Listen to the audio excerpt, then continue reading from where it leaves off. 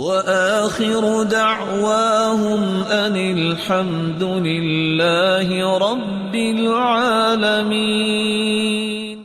رسول اللہ صلی اللہ علیہ وآلہ وسلم کا فرمان ہے، من صلی الفجر فی جماعہ، اس صبح کی نماز جماعت کے ساتھ پڑھ لیتا ہے، فہو فی ذمۃ اللہ، وہ اللہ کی ضمانت اور امانت میں چلا جاتا ہے، اس کی حفاظت پھر اللہ کرتے ہیں۔ فلا تخفروا ذمۃ اللہ، مسلمانوں اپنے ہاتھوں سے یہ ضمانت توڑا نہ کرو۔ ایک شخص نے جب جمعے کی نماز میں دیکھا کہ مسجد بھری ہوئی ہے، جب دوسرے دن فجر کی نماز میں دیکھا تو ایک صف تھی، کہا جس دن فجر کی نماز پہ اتنے لوگ آگے جتنے جمعے میں تھے تو یقین ہو جائے گا بیت المقدس آزاد ہو گئی ہے۔ 1.5 ارب لوگ مسلمان ہونے کا دعویٰ کرنے والے دنیا میں موجود ہیں، لیکن کوئی کہہ سکتا ہے کہ 50 کروڑ نمازی ہیں؟ اللہ ذو جلال کی عبادت ہی تو ہماری زندگی کا اصل مقصود و مطلوب تھا۔ اگر انسان کو اپنے مطلوب و مقصود کا ہی پتہ نہیں ہے، زندگی کے مقاصد کا ادراک نہیں ہے، وہ دنیا جہان کی کامیابیوں کو چیلنج کرتا پھرے، وہ اللہ کے ہاں تو اس کی کوئی قیمت نہیں۔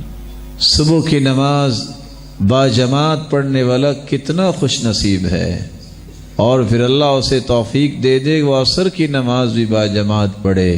یہ 2 ہی نمازیں ہیں جہاں فرشتوں کی ڈیوٹیاں چینج ہوتی ہیں۔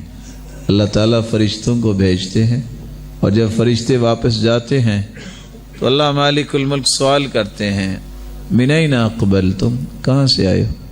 وہو اعلم بہم، اللہ تو جانتا ہے کیونکہ بھجوایا تو اللہ نہیں۔ من عند عباد لک فی الارض، اللہ تیرے بندوں کے پاس سے آئے۔ اچھا کیا کر رہے تھے وہ؟ فرشتوں کا جواب کتنا خوبصورت ہے، کاش یہ جواب میرے اور آپ کے لیے بھی فرشتے دیں۔